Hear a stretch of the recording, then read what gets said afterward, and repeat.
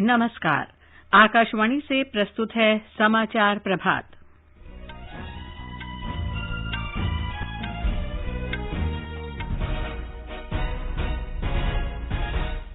प्रधानमंत्री नरेंद्र मोदी ने Washington DC में अमेरिकी उपराष्ट्रपति कमला हैरिस से मुलाकात की।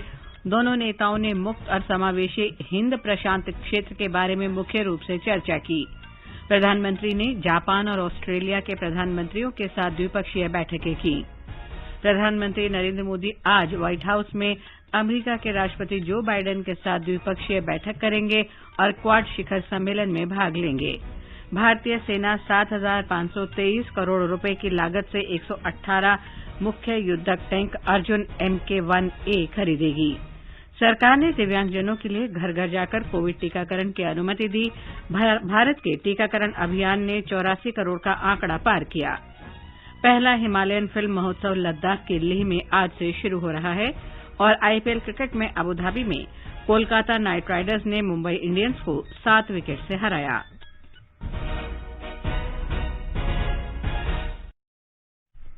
समाचार प्रभात में निखिल कुमार के साथ मैं लवली निगम। देश भर में 18 वर्ष से अधिक आयु वर्ग के लिए सरकारी केंद्रों में निःशुल्क कोविड टीकाकरण अभियान जारी है। युवाओं से आग्रह है कि टीका जरूर लगवाएं और अन्य लोगों को भी इसके लिए प्रोत्साहित करें। जब तक आवश्यक न हो घर से बाहर न निकलें और सुरक्षा के 3 सरल उपायों का पालन करें। मास्क लगाएं, 2 गज की सुरक्षित दूरी बनाए रखें, हाथ और चेहरा साफ रखें। कोविड संबंधी जानकारी और मार्गदर्शन के लिए राष्ट्रीय हेल्पलाइन नंबर 011-2397-8046 और 1075 पर संपर्क करें। और अब समाचार विस्तार से। प्रधानमंत्री नरेंद्र मोदी और अमेरिकी उपराष्ट्रपति कमला हैरिस के बीच कल रात वाशिंगटन डीसी में बैठक हुई। दोनों नेताओं ने अपनी पहली व्यक्तिगत बैठक पर खुशी जाहिर की। उन्होंने जून 2021 में टेलीफोन पर हुई बातचीत का स्मरण किया। श्री मोदी और सुश्री कमला हैरिस ने कोविड-19 की स्थिति और महामारी से निपटने के लिए किए जा रहे प्रयासों पर चर्चा की। प्रधानमंत्री ने भारत के कोविड-19 की दूसरी लहर से निपटने के दौरान दिए गए अमेरिकी उपराष्ट्रपति के समर्थन के लिए आभार व्यक्त किया और सहायता के लिए अमेरिका की सराहना की। वो समय था जब भारत कोविड की दूसरी लहर से बहुत ही पीड़ित था, बड़ा संकट था कि उस समय जिस प्रकार से आत्मीयता से आपने भारत की चिंता की, जो शब्द व्यक्त किए और जो सहायता के लिए हाथ बढ़ाया, इसके लिए मैं फिर एक बार हृदय से आपका आभार व्यक्त करता हूं। अमेरिकी उपराष्ट्रपति कमला हैरिस ने भारत के टीकाकरण अभियान और मानवता के लिए टीकों के निर्यात के फैसले की सराहना की। On COVID-19, our nations have worked together. Early in the pandemic, India was a vital source of vaccines for other countries. When India experienced the surge of COVID in the country, the United States was very proud to support India in its need and responsibility to vaccinate its people.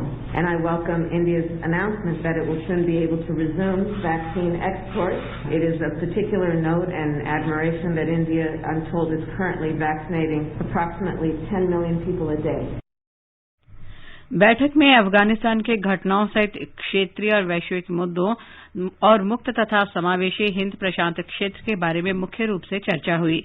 दोनों नेताओं ने इस बात पर सहमति व्यक्त की कि भारत, अमेरिका और क्वाड को आपूर्ति श्रृंखला मजबूत बनानी चाहिए और नई प्रौद्योगिकी साझा करनी चाहिए। As it relates to the Indo-Pacific, the United States, like India, feels very strongly about the pride of being a member of the Indo-Pacific, but also the fragility and the importance and strength as well of those relationships, including maintaining a free and open Indo-Pacific. दोनों नेताओं ने जलवायु परिवर्तन के बारे में सहयोगात्मक कार्रवाई की आवश्यकता पर बल दिया।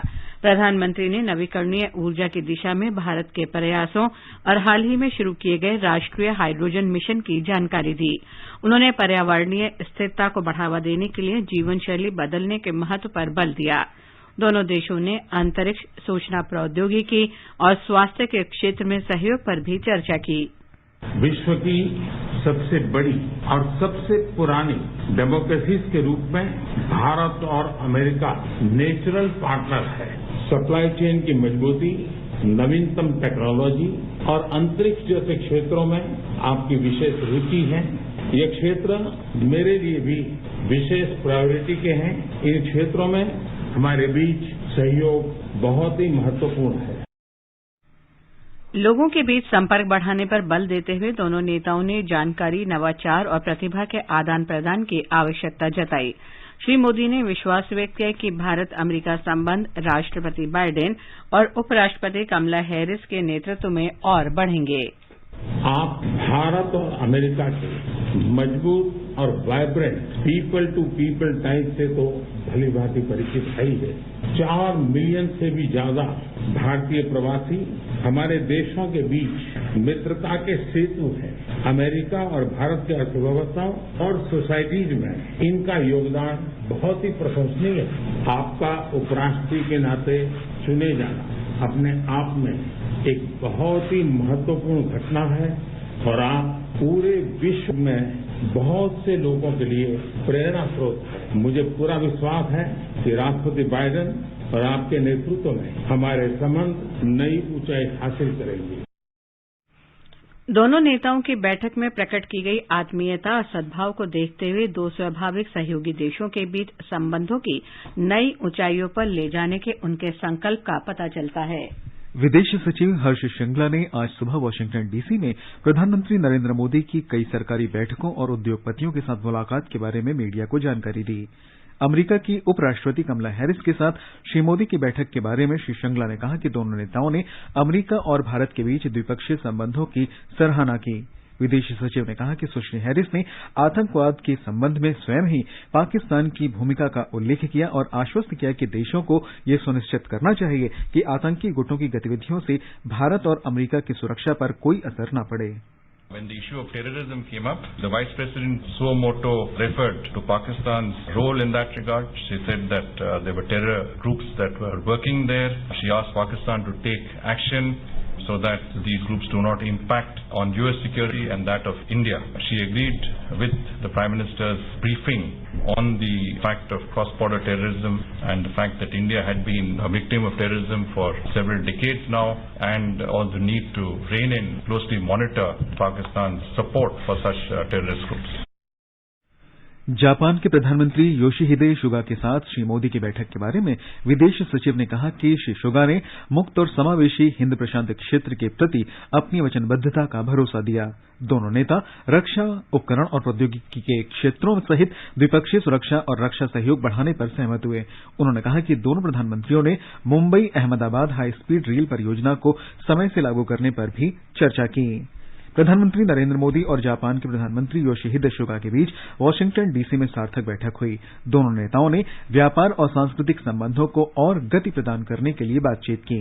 उन्होंने हिंद प्रशांत क्षेत्रीय घटनाक्रमों, व्यापार, आपूर्ति प्रणाली में लचीलेपन और डिजिटल अर्थव्यवस्था सहित विभिन्न मुद्दों पर विस्तृत चर्चा की। प्रधानमंत्री नरेंद्र मोदी ने कल रात वाशिंगटन डीसी में क्वाड शिखर बैठक से अलग ऑस्ट्रेलिया के प्रधानमंत्री स्कॉट मॉरिसन के साथ द्विपक्षीय बैठक की। कोविड महामारी की अवधि के बाद दोनों नेताओं के बीच ये पहली व्यक्तिगत बैठक है।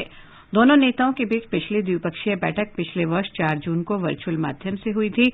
बैठक के बाद दोनों प्रधानमंत्रियों ने द्विपक्षीय, क्षेत्रीय और वैश्विक महत्व के कई मुद्दों पर विचार विमर्श किया। उन्होंने दोनों देशों के बीच नियमित रूप से हो रही उच्च स्तरीय बैठक पर संतोष व्यक्त किया। इन बैठकों में हाल में दोनों देशों के विदेश और रक्षा मंत्रियों के बीच 2+2 संवाद शामिल है। दोनों नेताओं ने लीडर्स वर्चुअल बैठक के बाद हुई प्रगति की भी समीक्षा की। दोनों नेताओं ने ऑस्ट्रेलिया की अर्थव्यवस्था और समाज में भारतवंशियों के बड़े योगदान की सराहना की और लोगों के बीच संबंध बढ़ाने के तौर तरीकों पर बातचीत की। प्रधानमंत्री नरेंद्र मोदी ने वाशिंगटन डीसी में विश्व के मुख्य कार्यकारी अधिकारियों और उद्योगपतियों से मुलाकात की। विश्व की जानी मानी निवेश कंपनी ब्लैकस्टोन के सीईओ स्टीफन श्वार्ट्जमैन ने कहा कि भारत विश्व में निवेश का सर्वश्रेष्ठ बाजार है। प्रधानमंत्री मोदी से मुलाकात के बाद उन्होंने भारत में ब्लैकस्टोन के निवेश और इसमें तेजी लाने की अपनी योजनाओं का ब्यौरा दिया। Well, I had a very good meeting with the Prime Minister. I told him that Blackstone had already invested $60 billion in assets in India, and over the next 5 years, we're planning another $40 billion of assets for one of the 10 largest companies in India. So he expressed his appreciation and talked about the new programs that were going on, including selling assets for the country, which I told him I thought was a very good idea. General Atomics के CEO विवेक लाल ने drone के क्षेत्र में भारत की नीतियों और सुधारों की प्रशंसा की।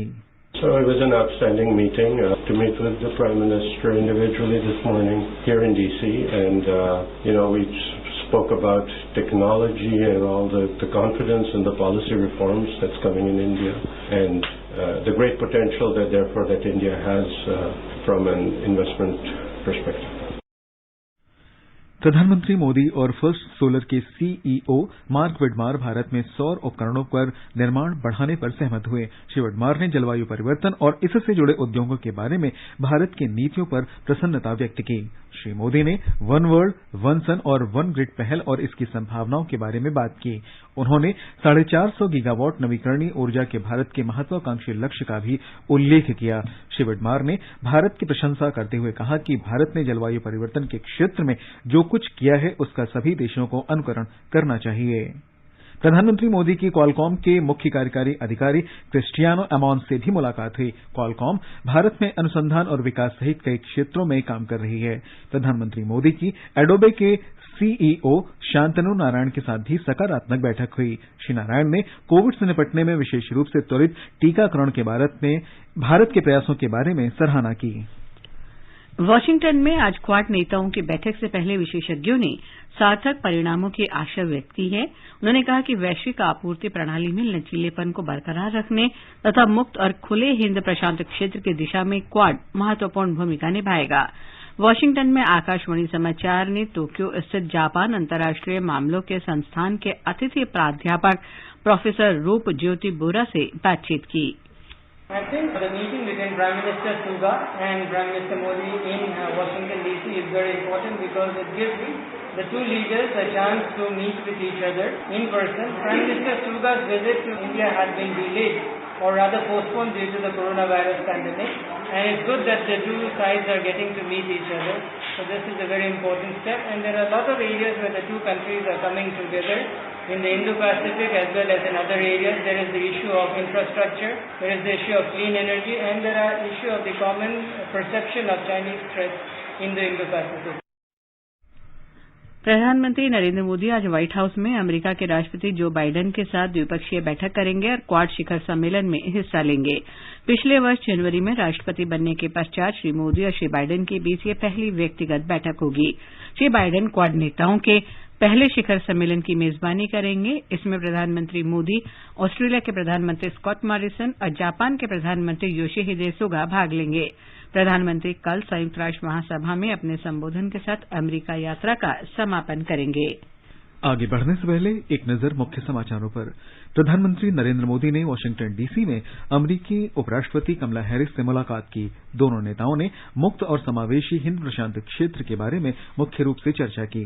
प्रधानमंत्री ने जापान और ऑस्ट्रेलिया के प्रधानमंत्रियों के साथ द्विपक्षीय बैठकें की।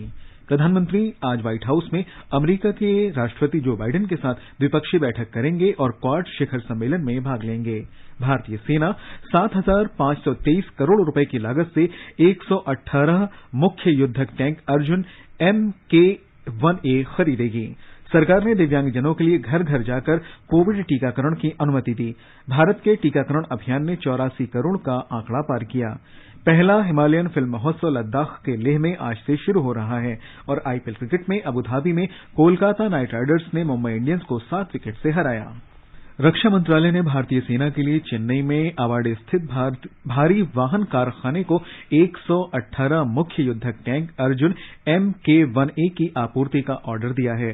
7,523 करोड़ रुपए की इस खरीद से रक्षा क्षेत्र में मेक इन इंडिया पहल को बढ़ावा मिलेगा। प्रधानमंत्री नरेंद्र मोदी ने 14 फरवरी को टैंक अर्जुन MK-1A को चेन्नई में सेना प्रमुख जनरल मनोज मुकुंद नरवणे को सौंपा था। सरकार ने कहा है कि दिव्यांगजन और वरिष्ठ नागरिक अगर टीकाकरण केंद्रों में जाने में परेशानी महसूस करते हैं तो उन्हें घर पर ही कोविड रोधी टीके लगाए जाएंगे। मीडिया से बातचीत में कल नीति आयोग के सदस्य वीके पॉल ने बताया कि सरकार ने प्रशिक्षित स्वास्थ्यकर्मियों की देखरेख में जरूरतमंद लोगों को घर में टीका लगाने के लिए प्रावधान किए हैं। और राष्ट्रव्यापी टीकाकरण अभियान के तहत देश में अब तक 84 करोड़ से अधिक कोविड रोधी टीके लगाए जा चुके हैं। स्वास्थ्य मंत्रालय ने बताया कि कल 31,990 मरीज स्वस्थ हुए। स्वस्थ होने की राष्ट्रीय दर 97.8% हो गई है। आजादी का अमृत महोत्सव के हिस्से के रूप में आकाशवाणी समाचार आजादी के तराने शीर्षक से कार्यक्रम प्रसारित करता है। ये कार्यक्रम उन देशभक्ति गीतों पर आधारित है जिन्होंने स्वतंत्रता आंदोलन में लोगों में जोश भर दिया था। आजादी के तराने परिक्रमा कार्यक्रम में आज शाम 4:45 बजे प्रसारित किया जाएगा। स्वाधीनता आंदोलन के दौरान भारतीय जनमानस को उत्प्रेरित कर स्वतंत्रता का अलख जगाने और मातृभूमि के प्रति सेवा, समर्पण और त्याग की ज्वाला प्रज्वलित कर देने वाले अमर गीतों पर आधारित विशेष कार्यक्रम आजादी के तराने सुनना न भूलें। FM गोल्ड 100.1 मेगाहर्ट्ज पर प्रत्येक शुक्रवार शाम 4:45 पर परिक्रमा कार्यक्रम के अंतर्गत आजादी के तराने सिर्फ आकाशवाणी पर। आजादी का अमृत महोत्सव के अंतर्गत आइए अब सुनते हैं आकाशवाणी की विशेष प्रस्तुति आजादी का सफर।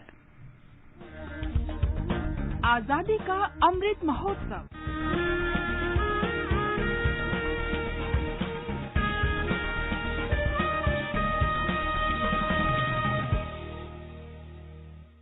आजादी का सफर आकाशवाणी के संग एक राष्ट्र का जन्म।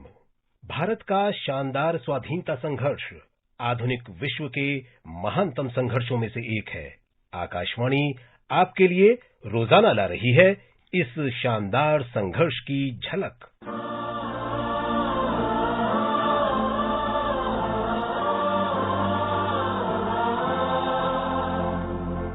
आज की कड़ी में हम बात कर रहे हैं भारत की महान क्रांतिकारी प्रीतिलता वद्दार की। स्वतंत्रता की बलिवेदी पर 24 सितंबर 1932 को उन्होंने अपने प्राण न्यौछावर कर दिए थे। तब उनकी उम्र महज 21 वर्ष की थी। स्वतंत्रता आंदोलन को लेकर उनमें बचपन से ही जुनून था। स्कूली दिनों से ही वो रानी लक्ष्मीबाई के अदम्य साहस से प्रभावित थीं। कोलकाता से पढ़ाई पूरी करने के बाद अपने शहर चटगांव लौटी और वहां के इंग्लिश मीडियम सेकेंडरी स्कूल में प्रधान अध्यापिका नियुक्त हो गई। यहीं प्रीतिलता का संपर्क प्रसिद्ध स्वाधीनता सेनानी मास्टर दा सूर्यसेन से हुआ और वे क्रांतिकारी आंदोलन में शामिल हो गयी।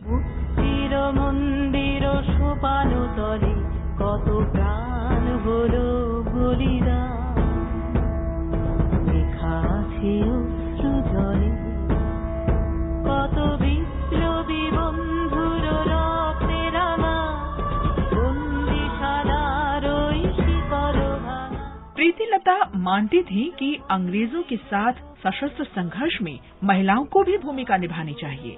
प्रीति के एक भाई क्रांतिकारी दल में शामिल थे। उन्होंने ही प्रीति को सूर्यसेन से मिलवाया था। सूर्यसेन ने प्रीतिलता को अपने क्रांतिकारी समूह की पहली महिला सदस्य बना लिया। क्रांतिकारी आंदोलन में शामिल होते ही प्रीति अंग्रेजों के खिलाफ सशस्त्र आंदोलनों में कूद पड़ी। टेलीफोन और टेलीग्राफ दफ्तर को तबाह करने के साथ 1932 के जलालाबाद पहाड़ी पर स्थित रिजर्व पुलिस लाइन पर कब्जे के लिए हुए क्रांतिकारी ऑपरेशन में भी वो शामिल रहीं। क्रांतिकारियों की योजना के मुताबिक बाद में चटगांव में स्थित अंग्रेजों के क्लब पर धावा बोलने वाले दल की प्रीतिलता ने अगुवाई की।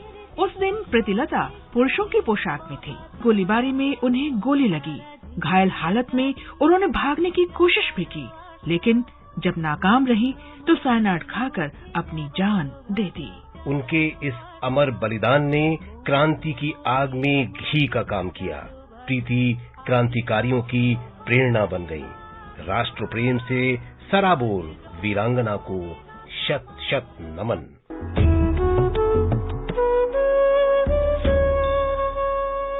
आज स्वाधीनता सेनानी भीकाजी रुस्तम कामा की जयंती भी है। मैडम कामा के नाम से लोकप्रिय भीकाजी का जन्म 24 सितंबर 1861 को मुंबई के एक पारसी परिवार में हुआ था। लंदन में उनकी मुलाकात राष्ट्रवादी श्यामजी कृष्ण वर्मा और दादा भाई नौरोजी से हुई। उनकी ही प्रेरणा से मैडम कामा भारतीय स्वाधीनता संघर्ष में जुट गईं। भीकाजी कामा ने 1905 में लंदन में इंडियन होम रूल सोसाइटी की स्थापना में सहायता की। बाद में वे पेरिस चली गईं और पेरिस इंडियन सोसाइटी की स्थापना में सहयोग दिया। विदेश में रहकर भारतीय आजादी के आंदोलन में शामिल कई लोगों के साथ मिलकर न सिर्फ क्रांतिकारी साहित्य लिखा, बल्कि उन्हें प्रकाशित करके लोगों तक पहुंचाने में महत्वपूर्ण भूमिका भी निभाई। भारतीय स्वाधीनता के लिए लगातार सक्रिय मैडम कामा ने स्टटगार्ड में संपन्न दूसरी सोशलिस्ट कांग्रेस में भी हिस्सा लिया। 22 अगस्त 1907 को इस सम्मेलन में उन्होंने मानवाधिकार और समानता के सवाल तो उठाए ही, ब्रिटिश शासन से भारत की आजादी की अपील भी की। कामा ने वहाँ एक झंडा भी फहराया, जिसे उन्होंने भारतीय स्वाधीनता का ध्वज कहा। बाद में उस झंडे को इंदुलाल याज्ञिक भारत लाई। इसे पुणे के मराठा और केसरी पुस्तकालय में रखा गया है। मैडम कामा के डिजाइन किए उस झंडे की ही बुनियाद पर भारतीय स्वाभिमान का प्रतीक मौजूदा ध्वज बनाया गया। स्वाधीनता के लिए मैडम कामा के संघर्ष और त्याग की विरासत को भारत ने सम्मान के साथ संजोया है। 26 जनवरी 1962 को डाक और तार विभाग ने उनके सम्मान और स्मृति में एक डाक टिकट जारी किया। मैडम कामा का जीवन धैर्य, प्रतिबद्धता और राष्ट्र प्रेम की मिसाल रहा। महान स्वाधीनता सेनानी को शत शत नमन।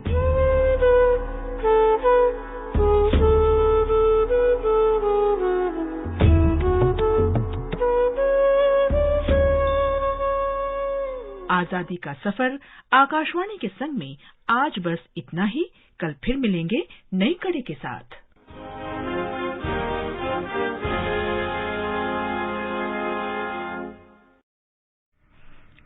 आकाशवाणी का समाचार सेवा प्रभाग स्पॉटलाइट कार्यक्रम में विशेष श्रृंखला सेवा और समर्पण 20 साल सुशासन के प्रसारित कर रहा है। आज का विषय है आकांक्षी जिले। ये आकांक्षी जिले कार्यक्रम के जरिए सबके विकास के प्रति प्रधानमंत्री नरेंद्र मोदी की परिकल्पना दर्शाता है।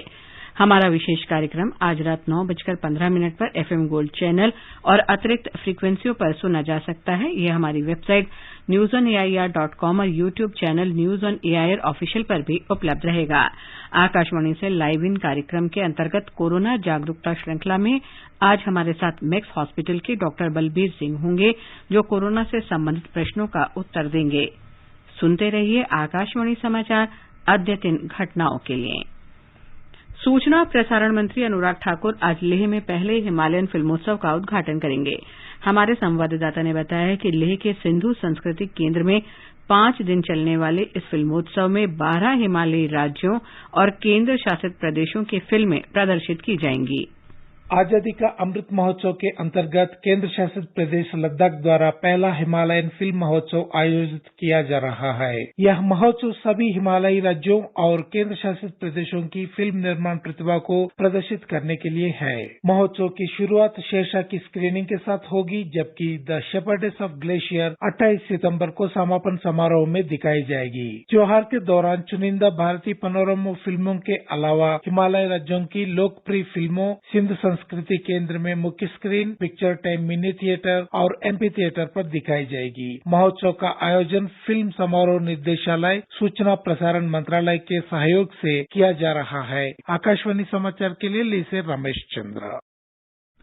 आईपीएल क्रिकेट में कल रात अबुधाबी में कोलकाता नाइट राइडर्स ने मुंबई इंडियंस को 7 विकेट से हरा दिया। मुंबई ने पहले बल्लेबाजी करते हुए निर्धारित 20 ओवर में 155 रन बनाए। जवाब में कोलकाता की टीम ने 15 ओवर और 1 गेंद में ही 3 विकेट के नुकसान पर आसानी से जीत का लक्ष्य प्राप्त कर लिया। आज शाम 7:30 बजे शारजाह में रॉयल चैलेंजर्स बैंगलोर का मुकाबला चेन्नई सुपर किंग्स से होगा।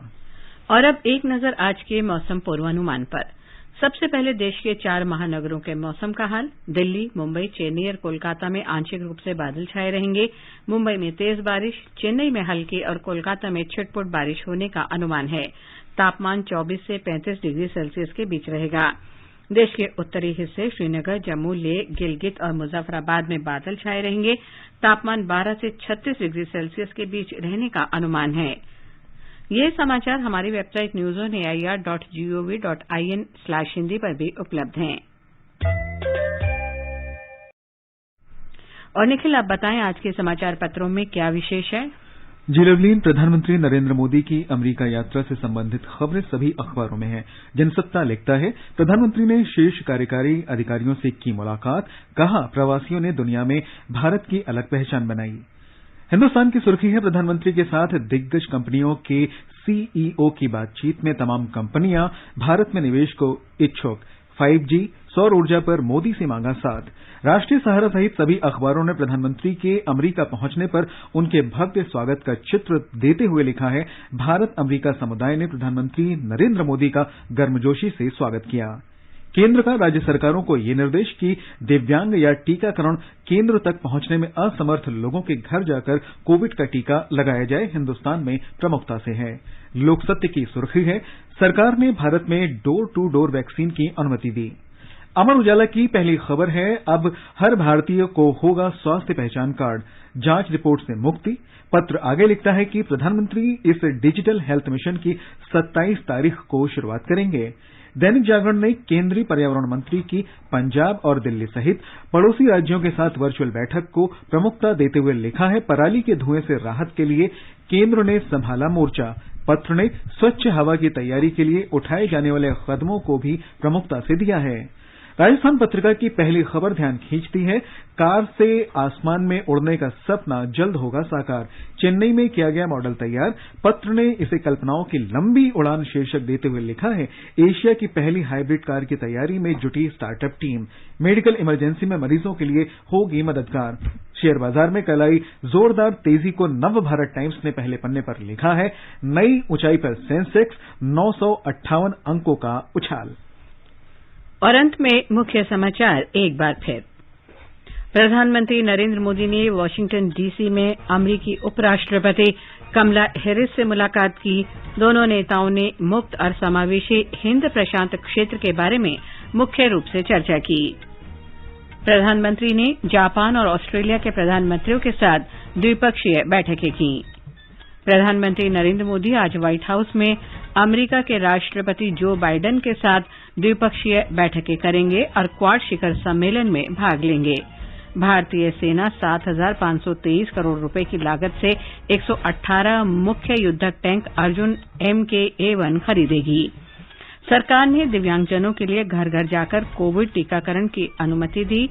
भारत के टीकाकरण अभियान ने 84 करोड़ का आंकड़ा पार किया। पहला हिमालयन फिल्म महोत्सव लद्दाख के लेह में आज से शुरू हो रहा है। और IPL क्रिकेट में अबू धाबी में कोलकाता नाइट राइडर्स ने मुंबई इंडियंस को 7 विकेट से पराजित किया। इसके साथ ही समाचार प्रभात का ये अंक समाप्त हुआ। नमस्कार।